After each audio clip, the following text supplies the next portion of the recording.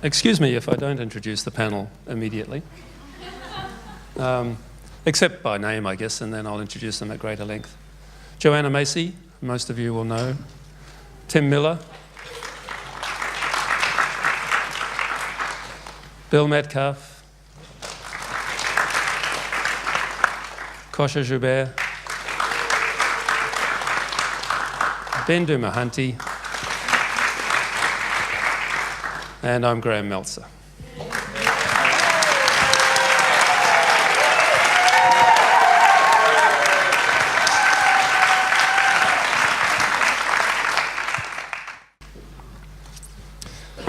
Okay.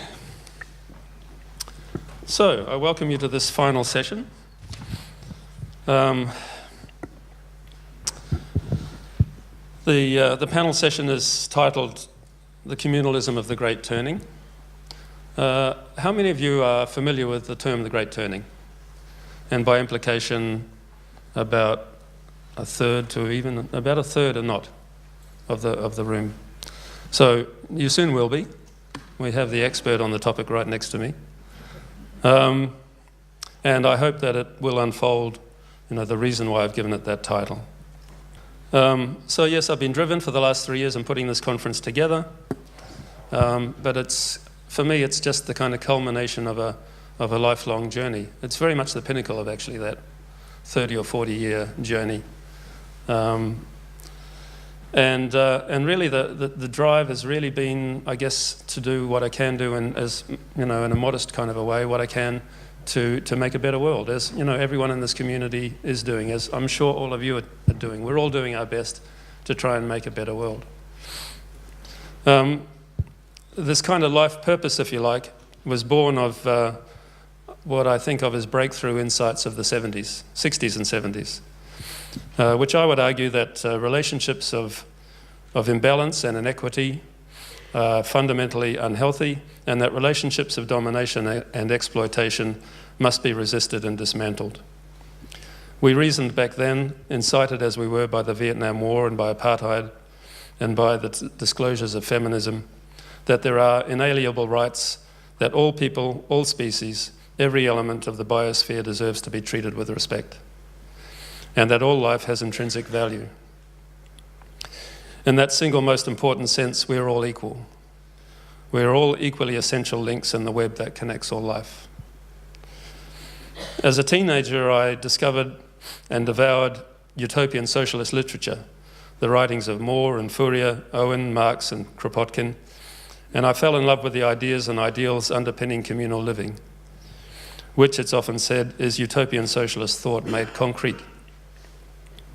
From that point on, communal living became a kind of deeply rooted preoccupation for me. Like many of you, I have lived in, researched, and visited hundreds of intentional communities. During those periods of my life when I lived in community, whether it be kibbutz or on a hippie commune, in eco-villages, in the spiritual community, communal living has been the means by which I've been able to unself-consciously apply my values in daily life and integrate them with my lifestyle. Lived congruency of values and lifestyle is, for me, the key to contentment, fulfillment, and a life well lived. At an analytical level, it's been my experience and the outcome of my observation and academic research that communal living is extremely effective in deepening an understanding of the aforementioned issues of equity, natural justice, relationship, and purpose. Communal living is fundamentally about mutuality, the interconnectedness and independence of members of a group. And it's from that source, which is essentially ecological, that I believe communal scholars and community activists derive their fascination, a shared fascination that has brought us here for this conference. Intentional communities are social science laboratories in which progressive ideas are tested, ideas aimed at building a more socially supportive, respectful, and compassionate world, both within the boundaries of a given community and elsewhere. Intentional communities incubate, develop, and model ideas and strategies that inform and inspire the world beyond. I'd like to pause at this point to introduce my recently born first grandchild.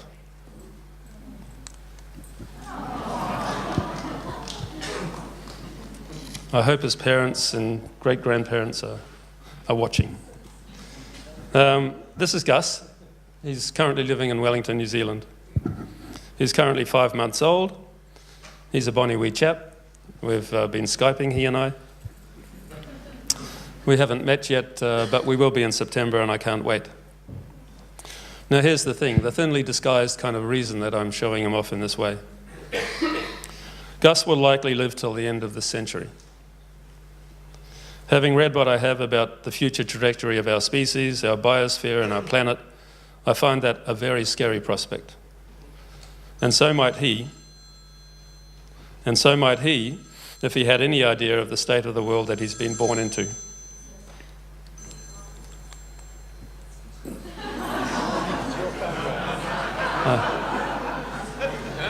Could you turn it off? That was my phone, folks. That's God calling. Or Gus, yeah. Maybe Gus is God. There's the new Dalai Lama. It's impossible to imagine how life might be for Gus when he's my age and older. If we were only to consider the scale of social and technological change that we've witnessed over the last century, and recognise that the rate of change is currently relentlessly quickening, then in those terms alone it's impossible to imagine how things might be for Gus. But we know that there'll be many further more serious challenges facing Gus's generation. Peak oil, resource depletion, reduced biodiversity, financial crises, wealth inequity, climate change, amongst others. And I think I agree with the woman who questioned Robert in the first plenary, that I think climate change for me is the biggie amongst those. Fortunately for Gus, we have something in common other than our shared DNA. Like his grandpa, Gus holds a New Zealand passport, which undoubtedly will become a valuable possession when the going gets rough. That is, when climate change due to global warming renders much of the planet uninhabitable. Does that sound alarmist? I really don't believe it is, actually. If I may quote that great social thinker and mentor of us all, Woody Allen, more than at any time in history, mankind faces a crossroads. One path leads to despair and utter hopelessness, the other to total extinction. Let us pray that we have the wisdom to choose correctly.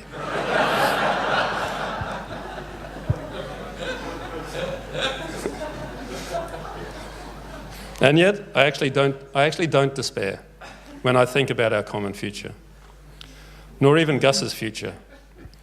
No, surely it is these very same challenges that will solicit humankind's greatest creativity, its greatest courage, and its greatest effort. And it's crucial to remember that problems and challenges are not all there is. So long as there is life, there is and there must be hope. So long as there is life, there is beauty, there is solace, and there is joy. So long as there is life, there is compassion, intelligence, and love. I absolutely do anticipate that we'll see widespread chaos and suffering in the decades to come. But I'm also confident that our species has the capacity to be able to carve out some manner of civilised and sustainable future. I see that unfolding mostly within pockets of progressive people, anchored in their bioregions and their neighbourhoods, building communities and cultures, habitats and economies with sufficient resilience to be able to withstand what's coming. The kinds of communities and initiatives that we've been canvassing at this conference. That's why I've been a lifelong advocate of communal living. That's why I've been so driven in piloting this conference. That's why I propose the conference theme, Communal Pathways to Sustainable Living. I truly believe that the future is communal. Woody Allen is right about one thing. As a species with intelligence and will, we are at a crossroads, faced with a choice between business as usual and a more sustainable future. The problem is that we've been standing indecisively at these crossroads for about 50 years. In the meantime, the devil has sidled up with a Faustian offer. Our souls in exchange for material and consumerist wealth and power. Tempting perhaps, but a self-defeating and a self-destructive bargain made only at a measurable cost socially, culturally, and spiritually. Intentional communities are crucibles of social well-being, cultural resurgence, and spiritual growth, and as such, they have the potential to diffuse and supplant futile materialist and consumerist preoccupations. That, in a nutshell, is why I believe they are so important, because they model a better, more conscious mode of being for our species, and a more conscious, less anthropocentric, egocentric direction for our species will help safeguard the biosphere for every other living species. As cartoonist Don Peraro puts it,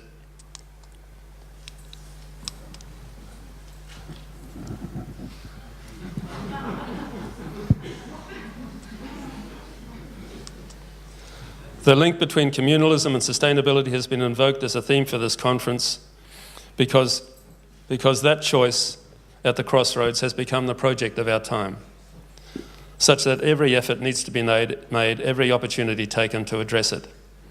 I don't doubt that future generations will look back upon our time with total disbelief, especially this last 50 years, when we've been somewhat dumbstruck at the crossroads. A period of growing awareness of environmental degradation and global warming, but one also characterised by powerful resistance to change and complete political ineptitude and indecision. To have held such a conference on communalism and not address sustainability would have been for me negligent, if not criminal, a further perpetration of interspecies and intergenerational injustice. And besides, I want Gus to be able to say of his grandpa that he did his best amidst the madness of his time. To help me make the case for the importance of communalism in the 21st century, I've invited 5 speakers, all of whom I much love and respect, to address the matter through the lens of their particular expertise. It's an honour to be able to begin with introducing Joanna Macy. Joanna's a long-standing friend of this community who's held workshops here for many years. You may well have noticed, if you've perused the website for this conference, that her bio and her image heads the top of the list of presenters. This is not because she's the most esteemed, although she is that. It's because she was the first to sign up. And that list was compiled chronologically. So when I learned 2 or 2.5 years ago that Joanna was holding a workshop in the week following the conference, I immediately wrote to her and asked her whether she could possibly come a few days earlier and be involved in this one. And I think it's a measure of her graciousness and her generosity that she's sitting right next to me now. So I'm just very touched and very grateful that I'm able to hand over the microphone to Joanna, who is going to tell us about the Great Turning, her area of expertise.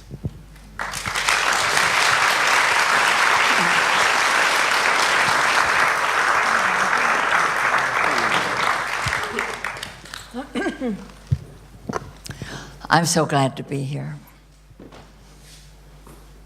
I think that what you have been up to, much of which I've missed the last 3 days, what you've been up to for the last 3 years, Graham, will be increasingly seen as essential to the survival of decent communications among us humans in the decades ahead.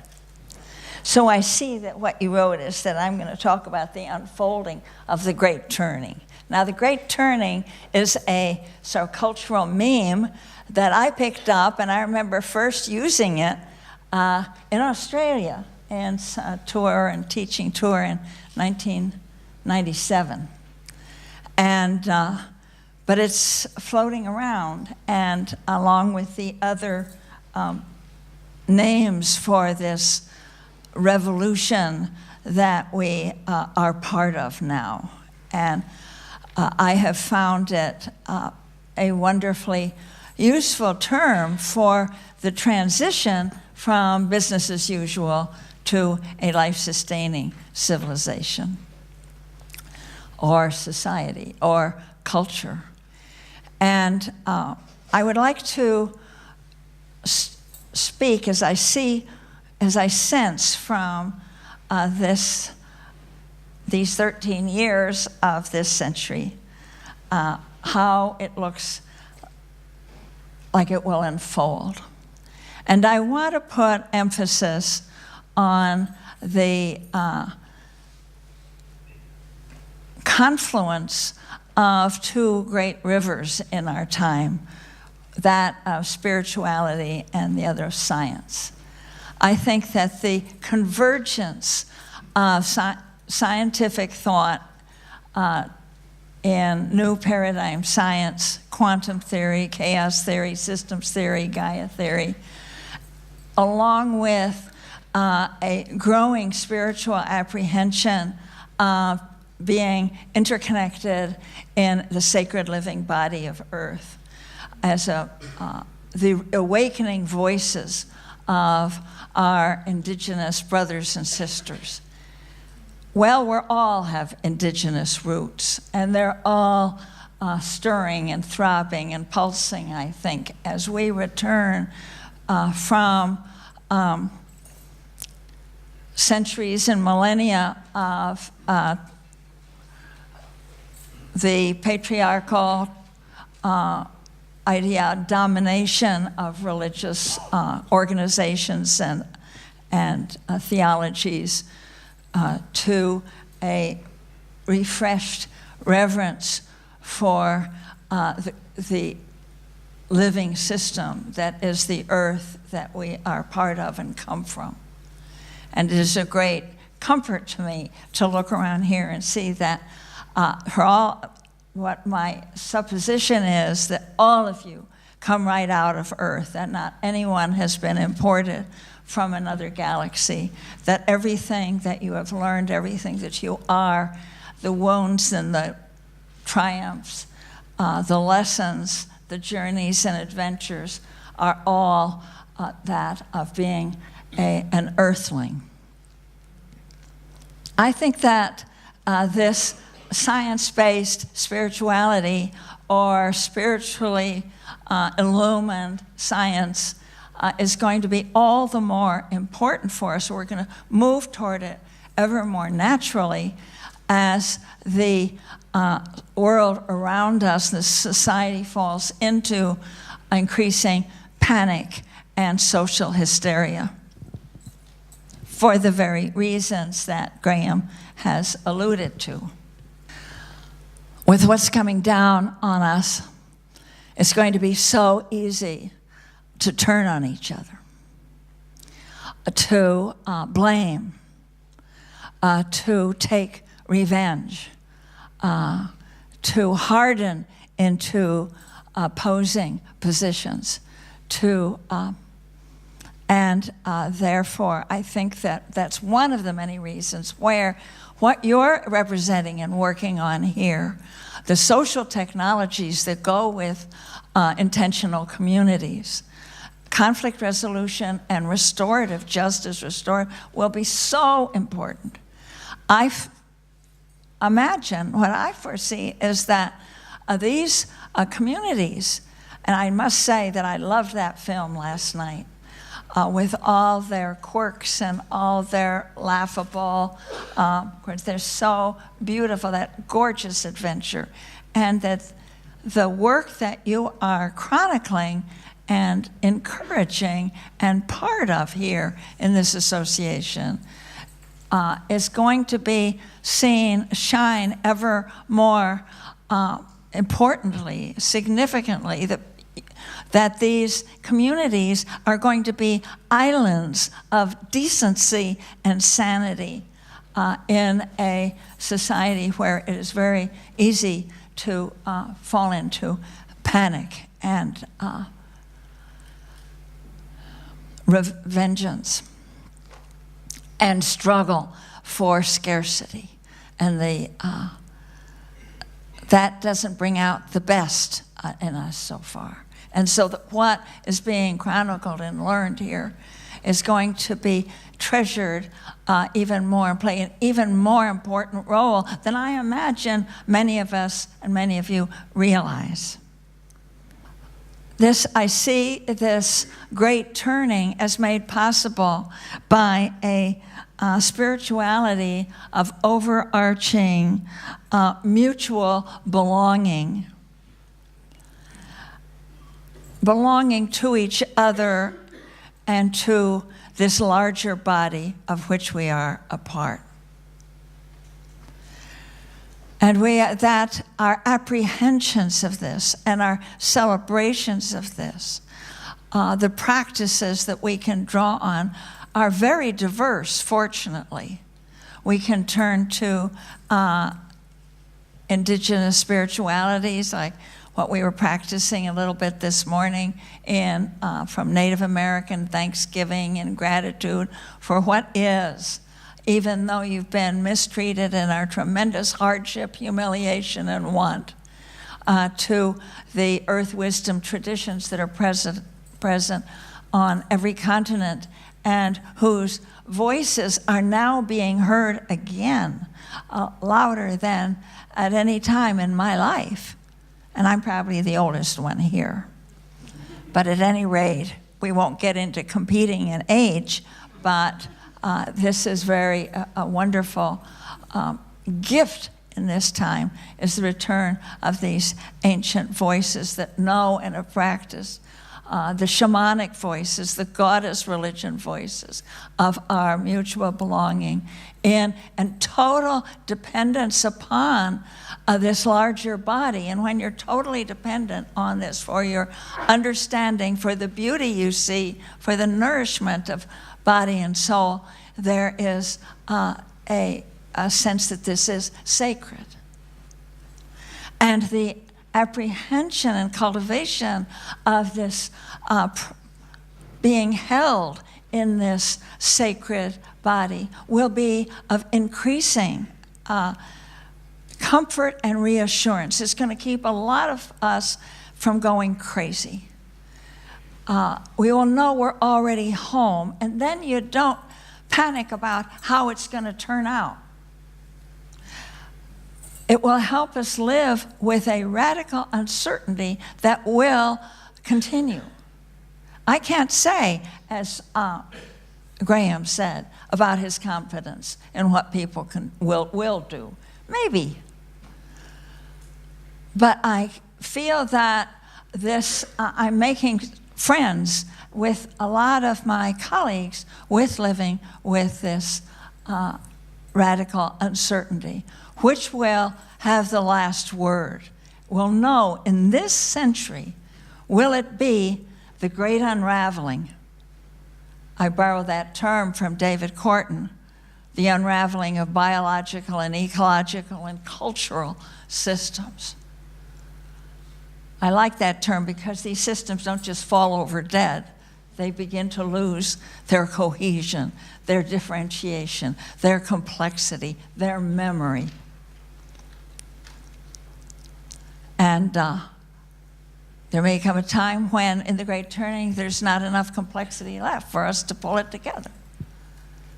But I believe that this spirituality of belonging to the sacred living body of earth will hold us to even face that. This sense that we're home and that nothing can ever separate us from the sacred living body of earth. And the practice that we can cultivate increasingly of drawing guidance and strength from that and from our brother, sister beings of all species, and from the ancestors, and from the future generations. So I think, too, that I'd like to say that what I foresee and experience already is that this great turning of the human journey, the human psyche, the human heart-mind, we're learning to think from our hearts, will change our relationship to time. This one-way arrow of linear chronological time where the past is always behind us, lost irretrievably, gone, doesn't matter what we do or what we remember of it or what we keep of it, and the future an abstraction that recedes, and it's not quite here, and we're caught in the agitation and acceleration of the industrial growth society, driven by it, that what we find, what we will be waking up to increasingly, is that our actions are extending in their consequences forever.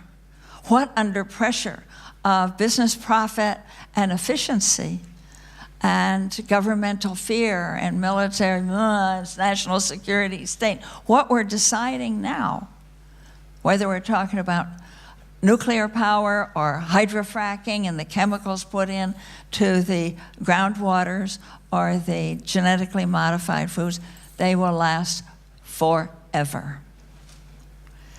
That means that our karma extends forever, and for us, that will mean, since we're creatures of choice and consequence, that our relationship to time is changing. And we've been experimenting with that a lot in the work that reconnects, which is the vehicle by which one of them, by which I work for the Great Turning, is that to change our way to be able to imagine ourselves in relation to the past and the future. And it will be a holographic relationship. So the holographic view from science, like you get from Karl Pribram, and also from spirituality, as you get from the Avatamsaka Sutras, which are remarkable to be able to live with a companionship of the presence of the past and the future generations. I think that the relationship of, in our work, the role of art, music, dance, song, will grow ever more important. We're going to be leaving this kind of wordage more and more, or spicing it up and interweaving it with. And I will never forget how you were smart enough to start, and I wish this could be put on the headlines around the world of people who hold conferences. The final panel began with dancing and drumming. I congratulate you. So, has that been 10 minutes? Oh, at least. At least. Oh, well. Well, at least I didn't read. If I'd read, I would have. If I'd read, I would have been quicker. Thank you so much.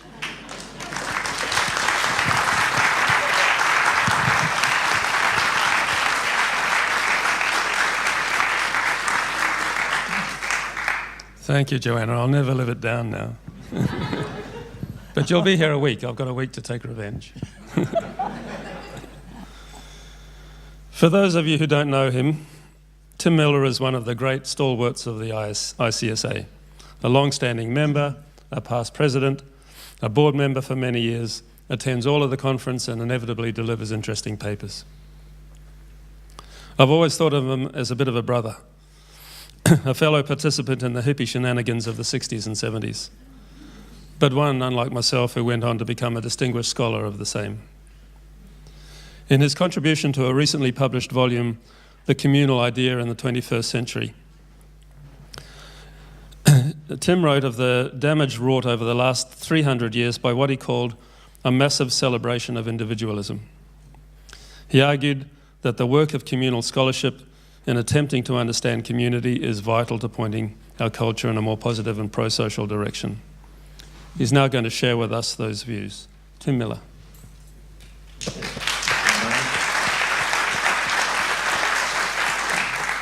Okay, time for outright pessimism. 12 years ago at the ICSA conference at the ZEG community, I was asked to tell our colleagues why I thought academic communal studies mattered. And I'm not going to say anything too much different than what I said then. I haven't changed my mind very much. What I believe is that we live in a world that needs community as never before. And I also believe that never before has human community been in such decline as it is today. We live in a world where egotism and selfishness are paramount values celebrated publicly, and traditional values like close nurturing community are in pretty bad shape. So here we have a world, it's an irony here, a world is drowning in its excesses, and an important cause of that is the retreat from community that we see all around us. On the other hand, academic communal studies, or communal studies broadly, one of the few places where I think a difference could be made is a field inhabited by the smallest handful of scholars, communitarians, preservationists. Here we are, most of us here in this room. But despite our small numbers, the work is vital because I think we do have answers the world needs. I won't go through the list of crises at length. You know what the crises of the day are: environment, crime, poverty, social injustice, economic injustice, racism, prejudice against women and homosexuals, and certain ethnic groups, unpopular religions. And Robert Gilman to the contrary, I think war and other kinds of violence are going to be with us for a long time. So why do these seemingly intractable social problems, why are they with us? I'd argue that they come from a variety of human activities. Industrial capitalism has led to a society in which a small elite controls enormous resources while vast numbers are in poverty. Urbanization has contributed to a terribly unwholesome physical environment. Modern life gives us alienation. We have a race into anti-community, if you will. Our cars have given us little anonymous environments in which we don't have to interact in a personal way with others. Television's taken us out of the public square and isolated us in our living rooms. We have a vast flow of information through computers, which takes us out of libraries and has us sit alone staring at a screen, walking down the street, looking at smartphone screens, of course, common activity today. I think Western culture glorifies rampant individualism of the worst kind, not the kind that embraces creativity and diversity, but the kind that promotes a me-first attitude that puts the selfish interests of the individual ahead of the common good. So, with that situation, where do we go? And at the risk of sounding simple, which I probably am, I do believe the solution to the breakdown of community is the creation of more community. I do think that's what the world is calling for right now. Of course, there are many types of community. I think people use it in all kinds of ways in modern life. But of the many kinds, I think living in intentional communities is perhaps the best way there is to establish real human community in a larger sense. Although the number of persons living in intentional communities is very small, I think a tiny fraction of 1% of the population, communities do provide a crucial model for another way of life. Some continue to be heavily communal, all members living from a common treasury, giving up private property. Some have a focus in a particular religious outlook or a central secular philosophy. And at the same time, traditional religious communitarians, Hutterites notably, are still an enormous part of the overall communal scene. And some other forms that are more modern remain influential. The Kibbutzim of Israel, for example. There's a lot of community around, it's diverse, but as a percentage of population, it's not very big. Okay, we academics are supposed to be analysts, not activists, not advocates. But I do believe that the massive celebration of individualism of the destructive sort, of anti-community of the last 200 or 300 years has produced some dreadful consequences. And I think that the return to community in its many forms and the development of more intimate and supportive human relationships are major parts of the answer to the problem.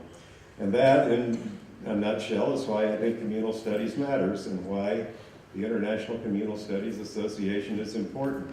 I really profoundly hope that communal studies scholars could have high dedication to a socially beneficial outcome to their work.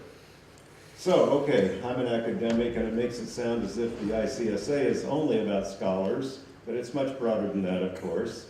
It has two principal constituencies, the scholars and the practicing communitarians, and they need each other.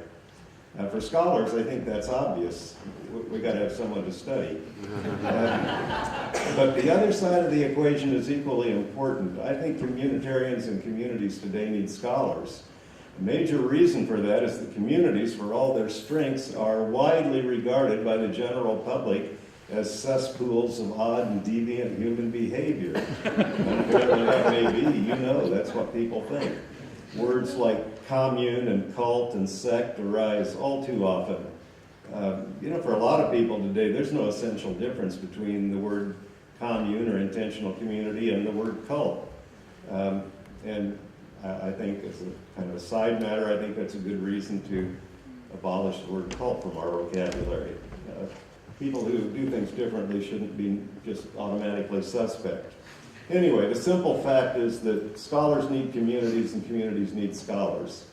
And that means that the ICSA has a very valuable role to play, and I just hope we can make it live up to its very considerable potential.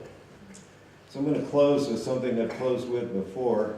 One of the best-known communes of the 1960s era in America was the farm in Tennessee, of whom we have a representative here. Beginning as a loose group of spiritual seekers in San Francisco, the people who eventually became the residents of the farm piled into this long caravan of buses and finally, after months on the road, settled down to build a commune.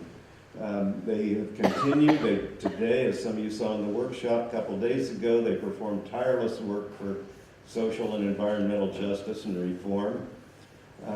About 3 years after they arrived in Tennessee, they published what I still think is one of the most insightful primary documents of the communes of the era, a colorful book called Hey Beatnik. This is the farm book.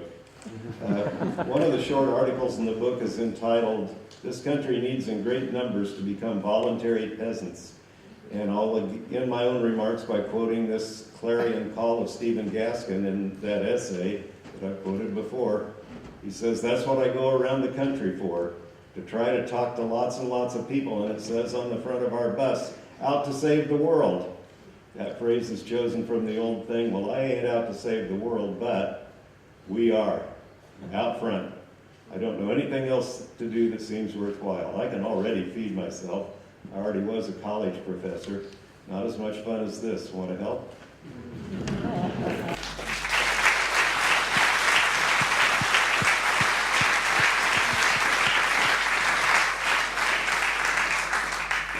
Thank you, Tim, and thank you, Stephen. Beautiful.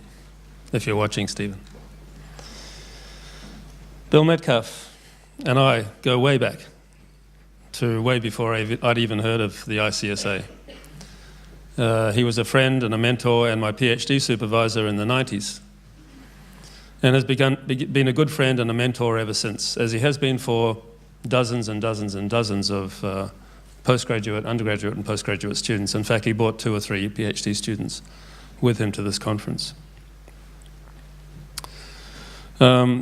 Like Tim, Bill is a long-standing board member, a past president, and whilst he was president, he organised the kind of seminal conference at ZEG in 2001. And Bill is a historian, a sociologist with a very keen eye for trending phenomena and an equally acute interest in what you might call niche communal groups.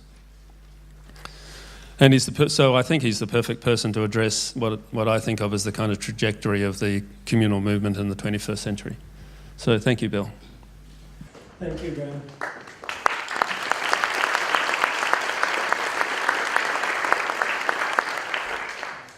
The worst part of supervising a PhD student is they have the opportunity later to come back and bite you on the bum. And that's what Graham's doing, you see, because looking at this topic, and I was thinking, now what do I know about the evolution of intentional communities?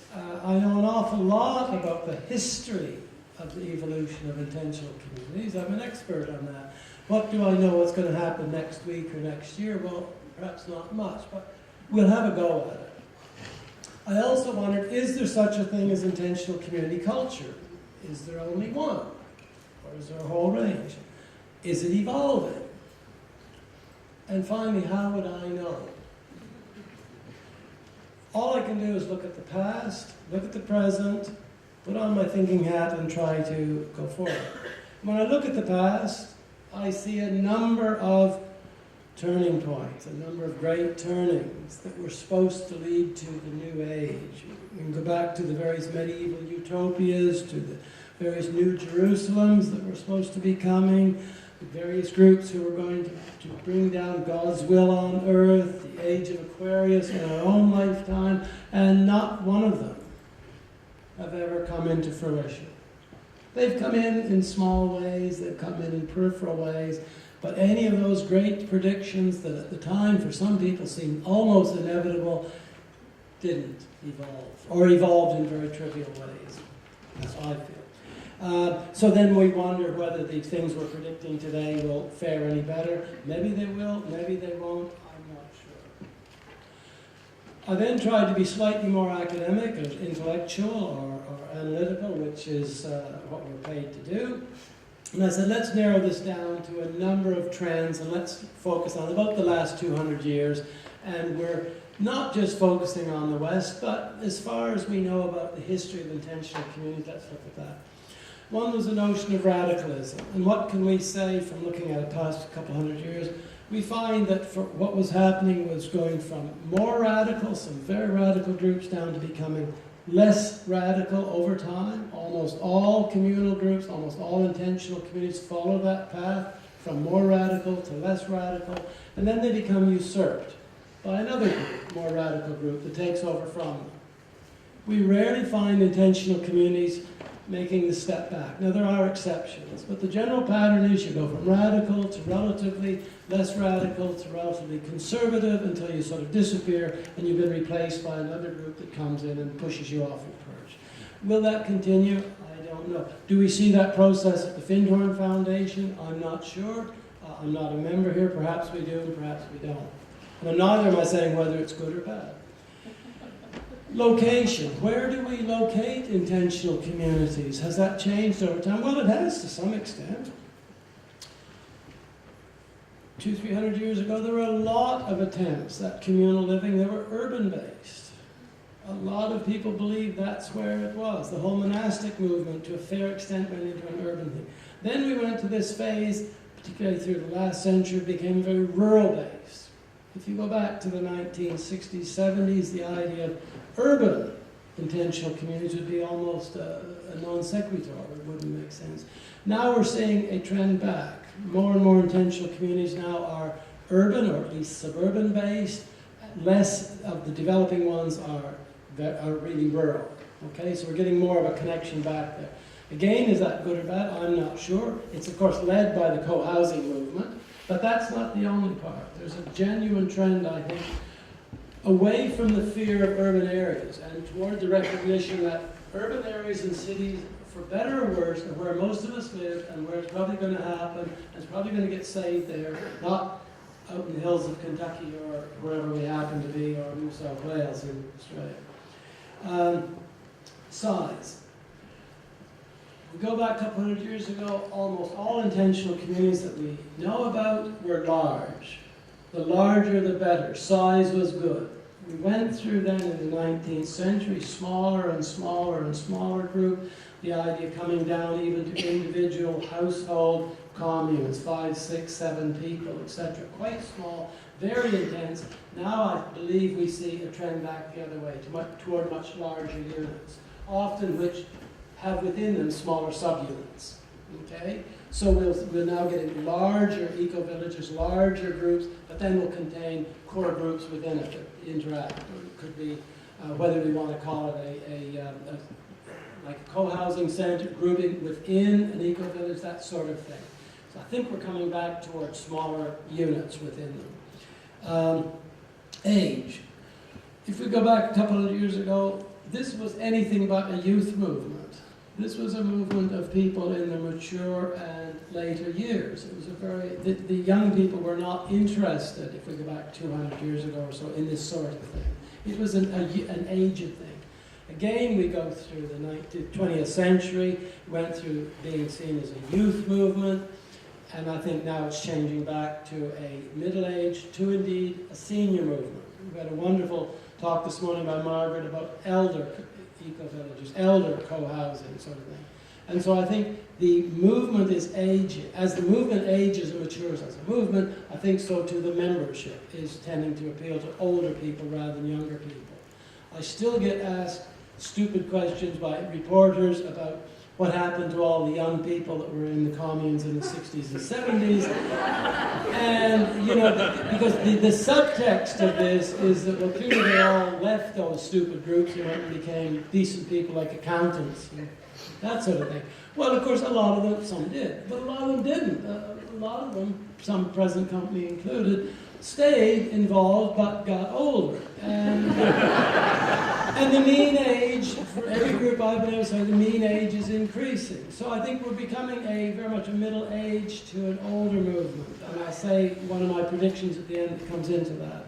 Now this could change, of course. We could go back and swing back to younger, but that's not the way it's going that I see it at the moment. Age. Next one is planning. If we go back a couple hundred years ago, the communes, we now say intentional communities, were extraordinarily well planned, extraordinarily well designed, extraordinarily well thought out. Very clear as to who would be eating where, who would be sleeping where, how we will do this. Very, very clear sets of rules and regulations and relatively good explanation for why they were important to be followed. The other end of the pendulum, of course, came with the 60s, 70s kind of anarchistic, in a small a anarchistic movement that was very naive in many ways. They said, well, anything goes. We'll have no rules. We'll have no regulations. Whatever you want to do is fine by me.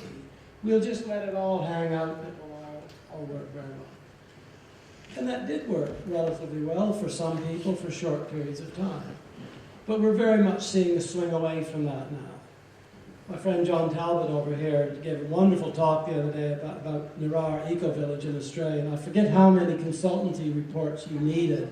It was a ridiculous number. Now, this would be unthinkable 50 years ago. You just bloody well would have got on the land and start whacking up houses and go for it, okay? So not only is it not possible to do that anymore, but it's not good either.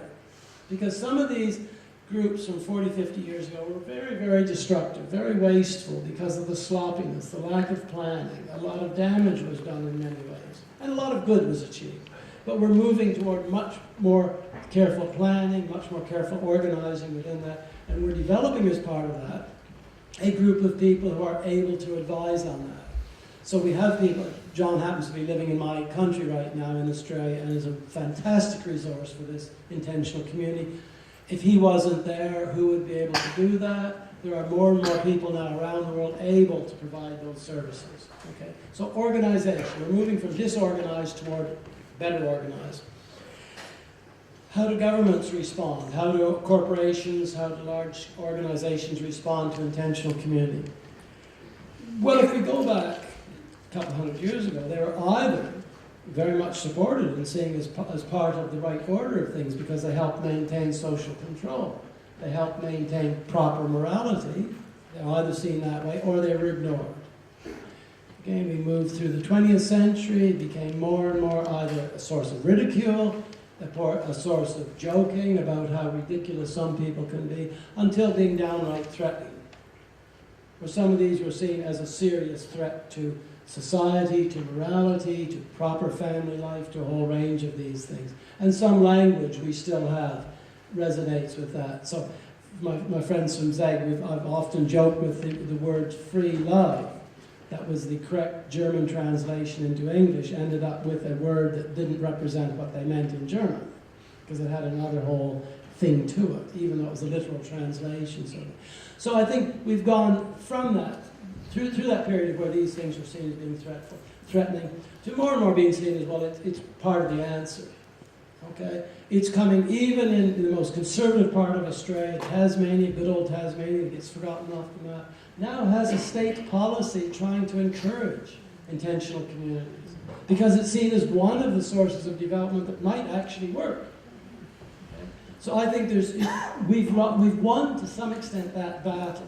If I go back to issues at Findhorn when I was here, started coming here 31 years ago, you were something of a pariah within the larger area. You might still be a pariah, but I don't think you are. And my understanding is it's much, much more accepted and recognized by at least informed people in local government that this is part of the answer, not part of the solution. So there's some of those mega trends that I can identify from over the last 200 years. And they're all arguable, but so then the hard part comes. What are my predictions? Well, predictions. I'll try and be relatively honest. One, and this is a no-brainer, co-housing is going to become more common in urban and suburban settings. If I was a gambling man, I'd be buying shares in Co-Housing Incorporated, because I think that answers a lot of things. Whether that's the best outcome or not is arguable, and many of my colleagues would challenge whether that's the best, but it certainly is one that's happening. It solves an awful lot of problems for a lot of people. For co-housing, I think there's no choice. It's going to increase tremendously. I believe that eco-villages are going to become less rural and more suburban. I think they're going to be tying more into urban areas and not be separate from it. I think the boundaries we have are going to fade away, partly because they have to, and partly because that's what people want. Cities are pretty damn good places in lots of ways. They have some wonderful resources.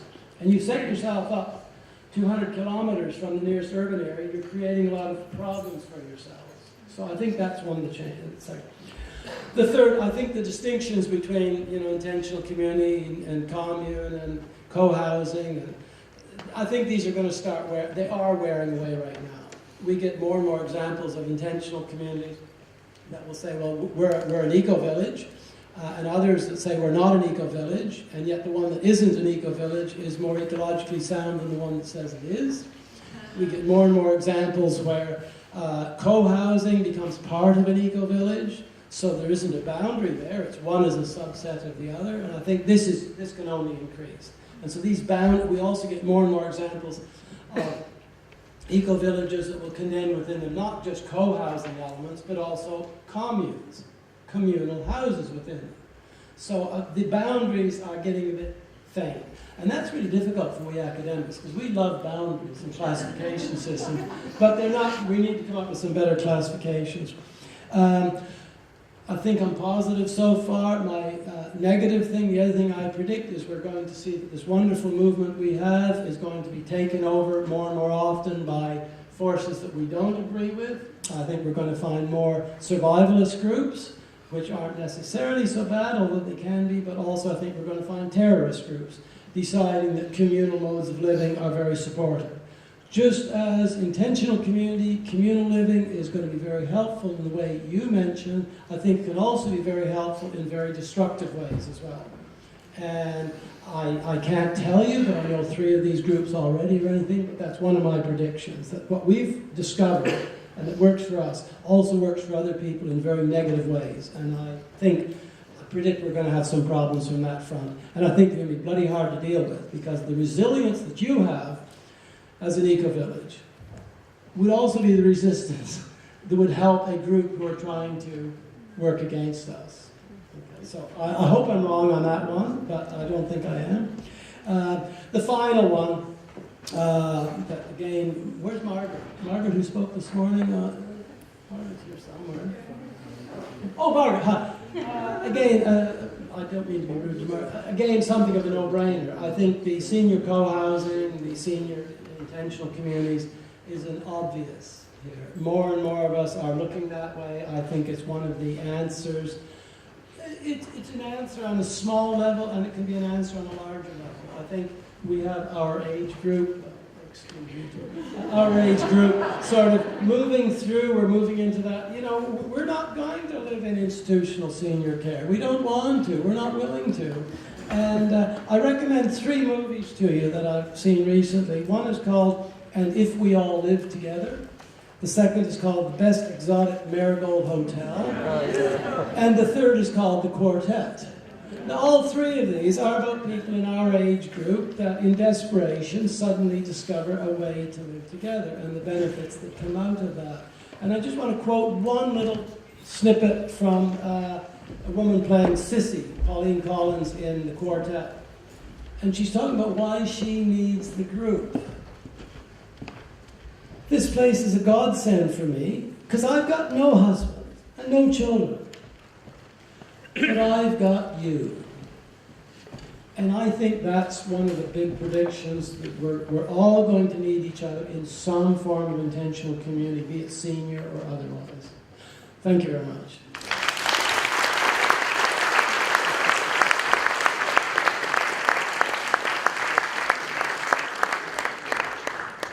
Thank you, Bill.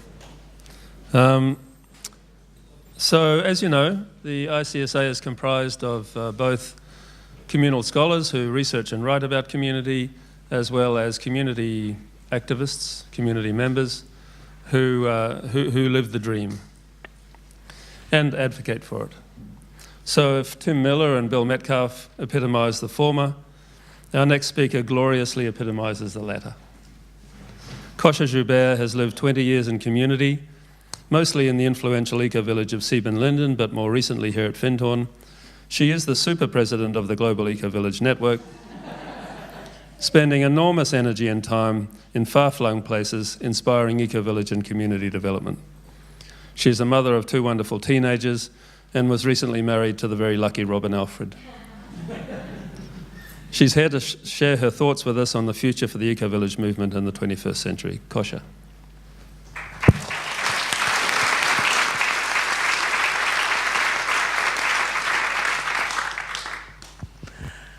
I have to say I feel so lucky because being in this very special and privileged role that I have serving as president of GEN, I have the great privilege to be connected to people all over the planet that are doing the work on the ground. And I have the incredible privilege in each of our international board meetings to get the freshest news from Asia, from Africa, from South America, from North America, from Australia, about what are the new things that are happening. So I'm really sorry, but I can't help but be totally not only blasted away by the beauty of what people are doing, but also be incredibly hopeful. And I don't know whether I'm naive, but this is what is totally flowing through me. And it's what I hear, it's what I see, it's what I'm connected to.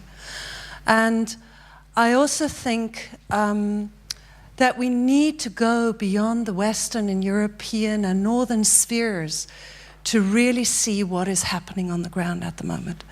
And this is what's been strong in the Eco-Village Network in the past, mainly 7 years, have been the Southern networks that have come up with a force and a power and a youth, that is amazing, and that is bringing new energy and new meaning to what.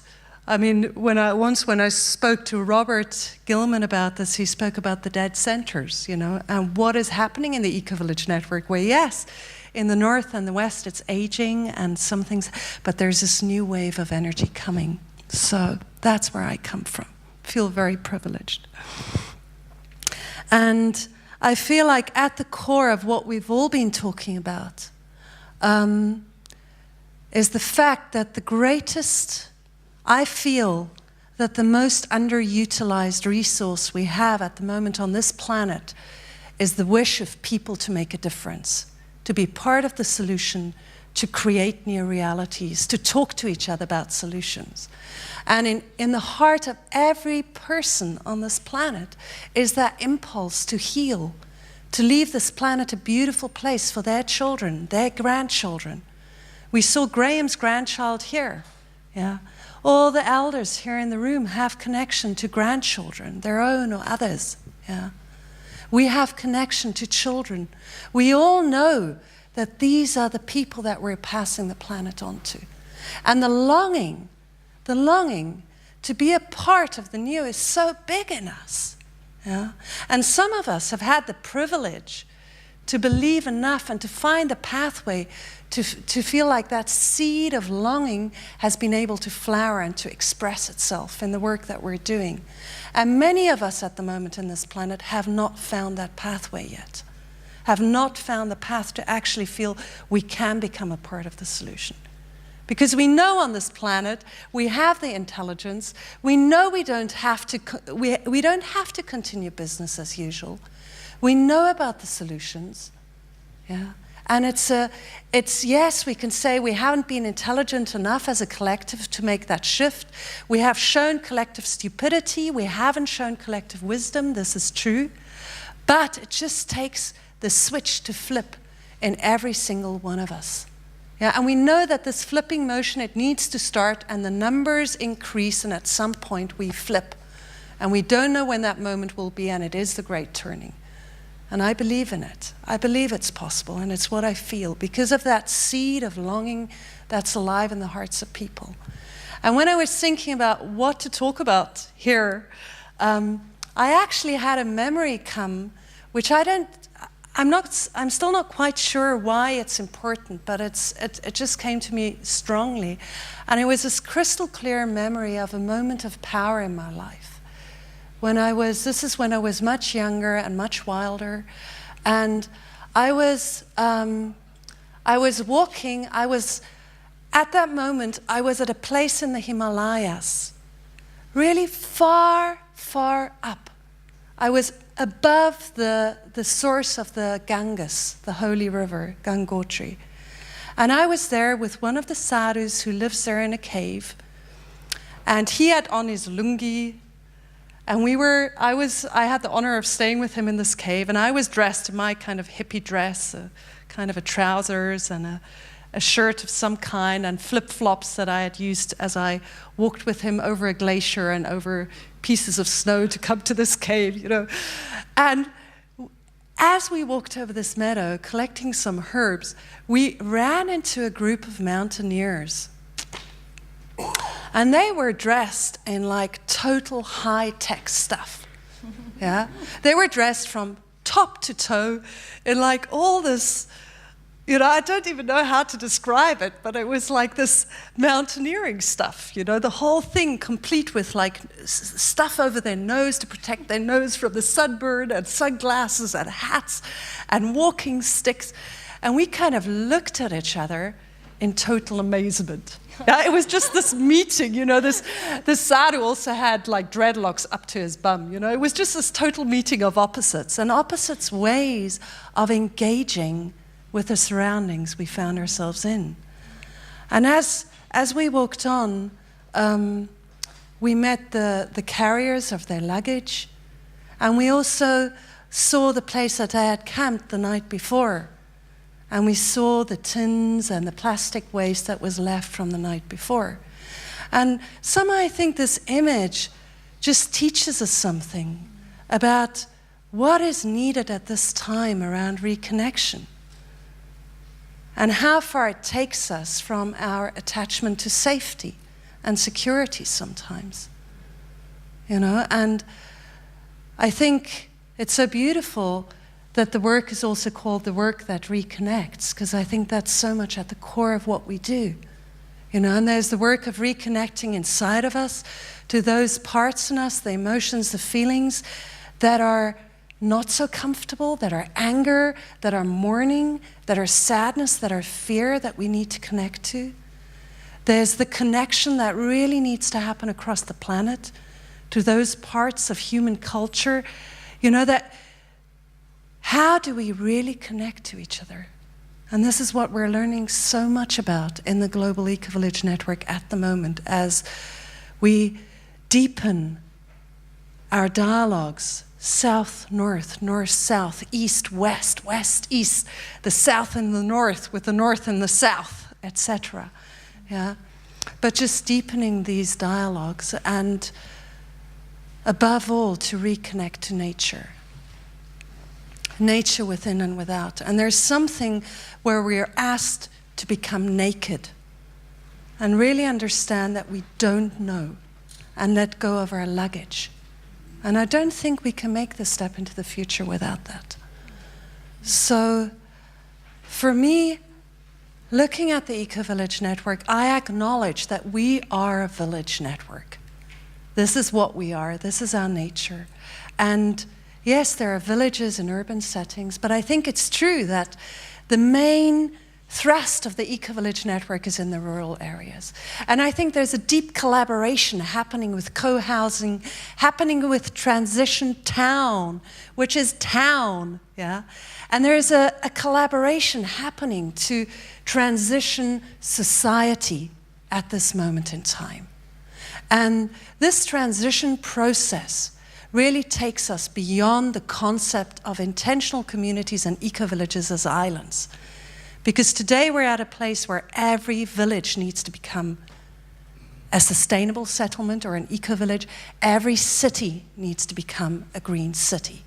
And it's not a question of a dream or a wish, this is the necessity that we're going to.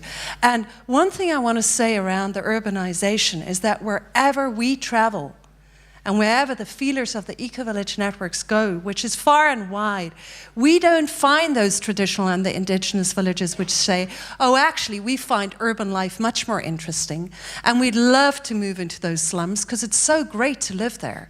Yeah? It's not the information we get from our networks. The information that comes is that we don't have a choice. Our waters have been polluted, our forests have been appropriated, our lands have been taken and polluted. We cannot survive anymore. We'd love to survive. And I believe that with internet happening now, there is no need anymore for humanity to move into urban centers. I don't believe that urban centers have the same capacity for sustainability, thriving, that smaller settlements have. So I think we're going to come back to a balance. Yeah? And I think we need currently to put energy to see, from governments also, to see what is happening in those villages. How can we support those villages? And this is what's happening, and this is also where we're active. So the places of hope I look to at the moment are those places where government understands we cannot create the change without the people. We don't have the money anymore, we don't have the economic capacity, we need to work with the power of the people. And it's places like Senegal at the moment where the government has a program for transitioning 14,000 traditional villages to eco-villages. It's places like Thailand at the moment, which has just decided to transition the northern provinces of Thailand to eco-provinces, following the eco-village strategies for sustainable development. And I think there is a very special kind of ignition process that can happen when bottom-up and top-down strategies come together and really start working together. So coming from that, coming from this seed and this potential that lies within the hearts of all people, this possibility of new collaborations across all strata of society where we really know that the transition is a necessity, I really believe that the Great Turning is a possibility, and that the intentional community movement and the eco-village movement are a deep part of inspiring that change. Thank you very much.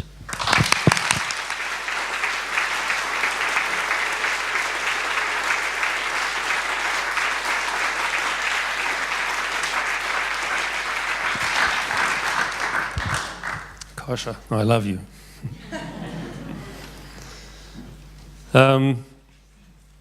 As many of you will know, the ICSA has only ever had its conferences in Europe, in Western Europe, in fact, in Israel and in North America. Personally, I'm somewhat embarrassed by this. As an organization with the word international in its name, it's just tragic that we haven't really ventured into those other vast regions of the world, South America, Eastern Europe, Asia, Africa, Australasia. And in fact, we had a board meeting at lunchtime where we discussed this very possibility, so I predict that within 2 conferences from now we will be in one of those regions. I would love to see the next conference or the one after that, for example, in the world's largest intentional community. And why not, for example, in Oroville in southern India? Largest and one of the best known for that matter. Which conveniently brings me to our last speaker. Bindu Mohanty is actually the only panelist that I hadn't met before this conference, but in chatting via email, I quickly realized that this is an intelligent, a passionate, and an articulate woman with very strong views and the capacity to bring them to life through engaging writing. So I invited her to join us because I think she brings a crucial perspective to any discussion of the future of communalism. She passionately believes in community's potential for social and personal transformation, beautifully described by Martin Luther King when he said, "Our goal is to create a beloved community that will require qualitative change in our souls." So from Oroville, India, Bindu Mohanty.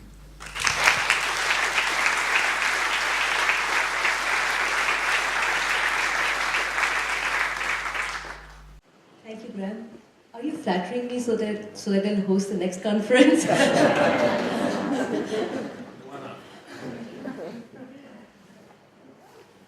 I would actually like to begin by just sharing this Indian greeting. I'm sure all of you know. Namaskar.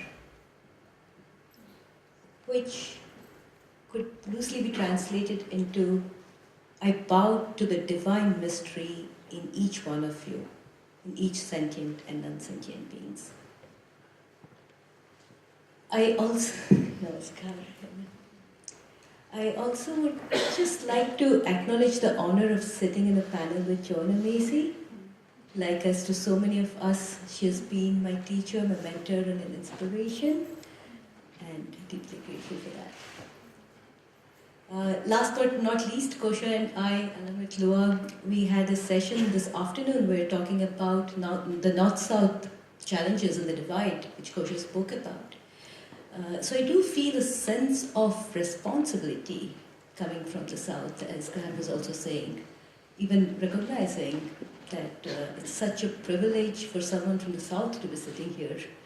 So, thank you all. Okay, for the topic at hand. My topic was to, let's say, these are some preliminary thoughts about the Great Turning and what I believe is the transformative effort that is required of individuals and communities which participate in the Great Turning. When Kosha was speaking, I thought this is the perfect metaphor or image for Great Turning when she gave us that beautiful picture of how she was walking following the sadhu in a flip-flop and the mountaineers crossed her with all their probably Nike and Adidas gear or whatever it is. So it doesn't really matter that there are billions of people following the corporate world and marching, leaving their waste and going on. I am interested in the women and men like Kosha who choose to walk the less taken path, who choose to follow a sadhu in flip-flops. I mean, even I won't wear flip-flops. I'm sorry, not to make a joke of it. What I really want to share is I'm interested in the psychology of those people. What sort of transformative potential lies within those individuals? And I feel sufficient attention hasn't been given to this aspect of the Great Turning. David Cotton speaks about the Great Turning in terms of a cultural turning, a political turning, an economic turning. But a shift in cultural, economic, and political values can only happen if there is first that psychological shift within the individual to embrace something bigger than one's own needs and one's own egoic personality. One way to really understand the importance of the psychological shift that I am trying to articulate is to see what Einstein repeatedly said, that you can't solve the problems from the same level of awareness which created the problems in the first place. And it is our individual greed and corporate greed, not to always give the corporations a bad name, but it's our individual greed which has created the problems that we see, the problems of social justice and environmental justice that we face today. So we definitely need to somehow evolve to a higher consciousness, to transcend to a different level of reality to solve these problems. And we've mentioned this problem of climate change, the most pressing challenge that faces us today. And what strikes me about this particular problem is this is not a problem of a tribe or a nation. It's not a problem of the North or the South. It's a problem that faces the whole world, all the species on this earth. For the very viability of the earth is in question. And so the question is, can we really evolve to a consciousness where we can hold the needs of all this planet in order to find a solution to this problem? Joanna Macy, of course, recognizes the need for such a psychological shift because she calls the third dimension of the great turning. She calls it as a shift in consciousness. And she calls it as a profound shift in the way we perceive things. A profound shift in a perception of reality. And I would like to suggest a way for communities to deepen their participation in this psychological shift. What I mean is, communities already act as crucibles that allow for a transformation of individual consciousness. Because when an individual chooses to join a community, you're already choosing a reality that is different from market reality. You're already choosing to move away from individual appropriation of wealth to having a more participatory sharing of wealth. And, Graham, I still have some more time? Because Joanna has given the license to talk about science-based spirituality, so I'd like to ask us to deepen our participation in the great turning, to deepen our participation in the psychological turning that I'm speaking of, by engaging with one of the biggest discoveries of our times, and that is the discovery that we live in an amazing, evolving, constantly expanding universe. I'd like to really unpack this. Just when I walked into this room, a friend of mine who's clicking a picture at me right now, Iris, she was complimenting me on this little gold jewelry that I'm wearing. This is a piece that's made in Oroville, and I naturally wear it to feel connected to home. But equally, what blows my mind is gold is a precious metal because it's born out of an exploding star. It's only at the stages when the star is a supernova that it explodes, that it threw this gold into this earth, out of which it was mined and became a piece of jewelry. How cool is that? And not only that, I mean, okay, the jewelry is still an outer piece. Our very bodies are made out of stardust. All the elements that comprise the earth were forged in the star's belly. And I'm saying this just to again give us a visceral sense, an embodied sense of what it means not to think of ourselves as South Africans and Indians and Jain or tradition towns, academics or communal people, but to be at home with the universe. And to see what lessons we have to learn from the universe. So, what does the universe do? The universe delights in producing more and more complex forms of organization. The human brain is actually the most complex clump of matter that exists, just in terms of. And to bring it more towards, give it a deeper spiritual sense, Teilhard de Chardin, which I'm sure all of you have heard about, speaks of complexity as bringing higher degrees of value into existence, a higher degree of compassion, higher degree of sentience, of knowing, of freedom. So that's one level of complexity.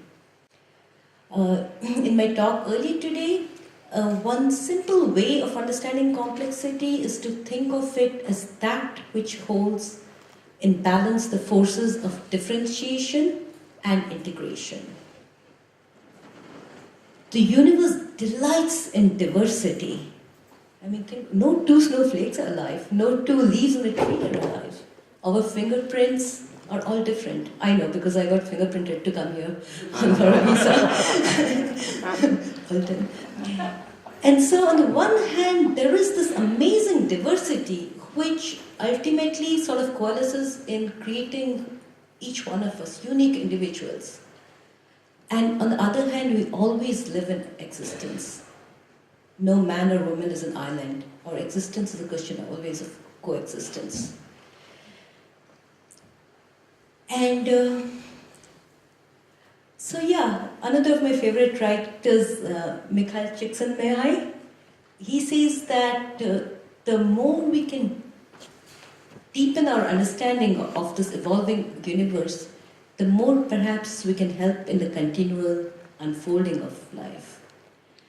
And as with Csikszentmihalyi, I feel that an individual's participation in this evolutionary process is best done in a community, because the community gives an immediate frame of reference for interconnection.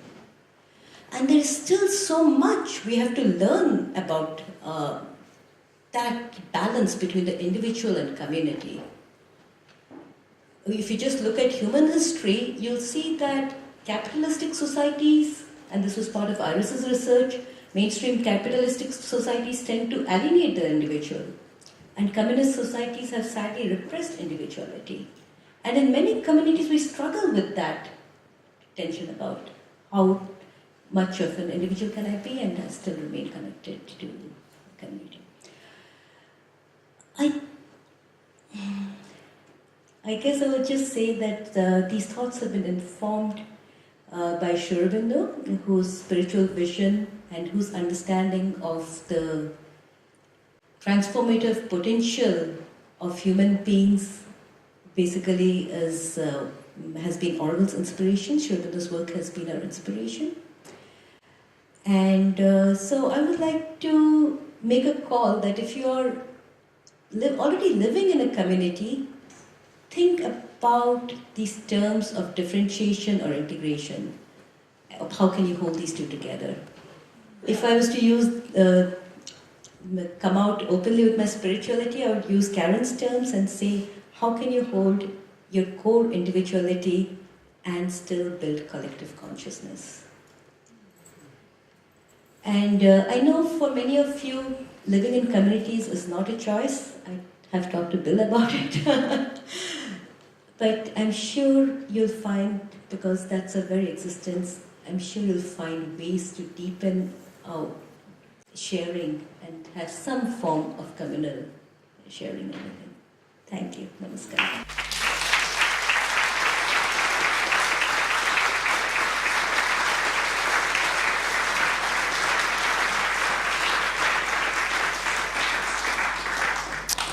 Thank you, Bindu, and thank you all the panelists for a huge diversity of points of view, and important, each and every one of them. Thank you, thank you.